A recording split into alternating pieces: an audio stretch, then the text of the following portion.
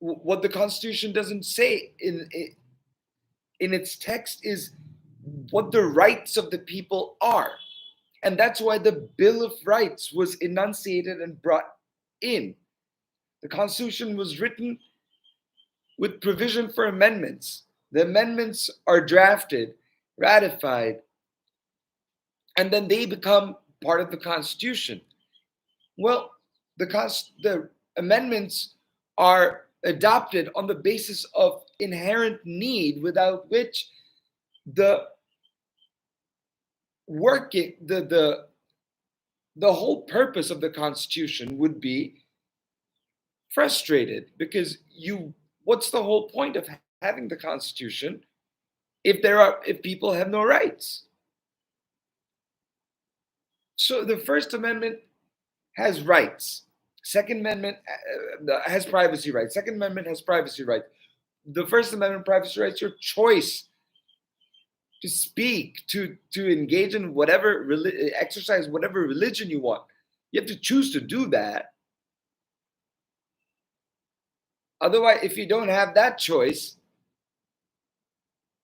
then you don't have the choice to do anything. If you don't have the choice to speak, if you don't have the choice, the Second Amendment is about your defense.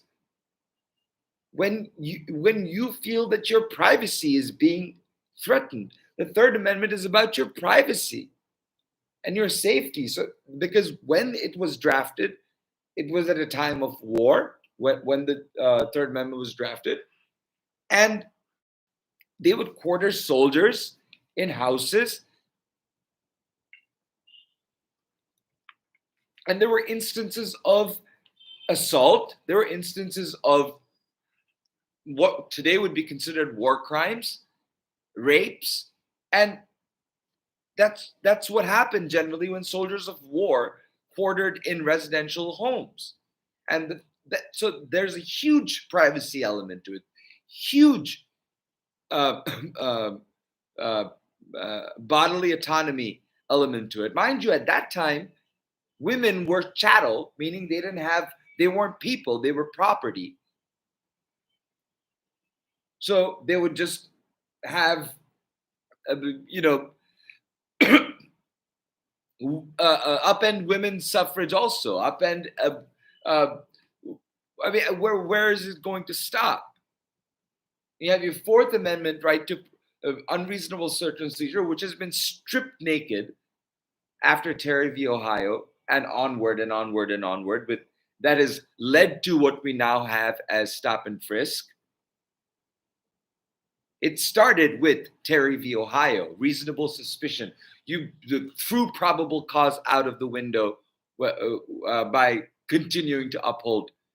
Then after Terry v. Ohio, you were like, oh, no, we fucked up. So we're going to go ahead and do the Miranda case and talk about Miranda rights. Well, just 2 days ago, they said, no, you don't really have to explicitly say that, give Miranda rights. Well, I'm going to do another special episode about that. So they're going after your right against unreasonable search and seizure by saying that the state can go ahead and not remind you of your Fourth and Fifth Amendment rights against self-incrimination. And Miranda goes to Fifth Amendment rights of self-incrimination, right to counsel. And so there's a privacy element there that you don't want to say anything that would incriminate you. You don't want to say. And they have just 2 days ago just effectively said, the police, the state doesn't really have a duty to remind you of your rights. You should know your rights. So know your fucking rights. I mean, a need for education has never been more of an imperative, more of a necessity. And that gives you some idea of why the Republican Party will not fund education programs. Or education funding is not a priority for them. Pay for it, in their opinion. If you can pay for it, go get it. Because they want to privatize it. They want to privatize prisons.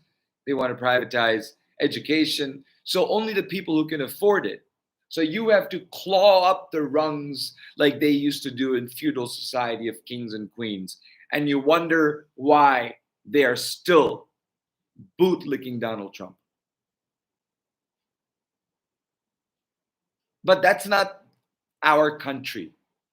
You cannot say 100 years of judicial dicta just goes out the window because just one day you decided to have look at only one slanted way of looking at history.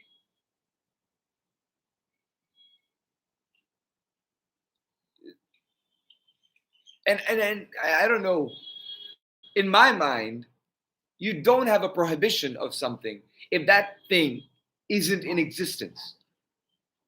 You know, the way that the gay rights the cases came up, that's a one area that I specifically know. So I'll talk to you about that. I don't know much about Loving. I don't know much about um, no, I don't know a little bit about Griswold, but Griswold is a landmark case, like I said, about these. Oh, so when you get to the Sixth Amendment against double jeopardy, the Seventh Amendment against of your civil right to civil trial, these are all rights to protect your Eighth Amendment against unusual cruel punishment. All of these rights are they involved inherent elements of autonomy, of privacy, of liberty. Um, and as serious as this conversation is, you see what's happening behind me. Uh, that's some levity for us. Now, and then you have the boom, the Ninth Amendment, right? It says that any of the things that we haven't said here, obviously I'm paraphrasing, in these rights doesn't mean that there aren't more rights. And then the 10th Amendment, rights that we haven't said here are vested to the people, to the states.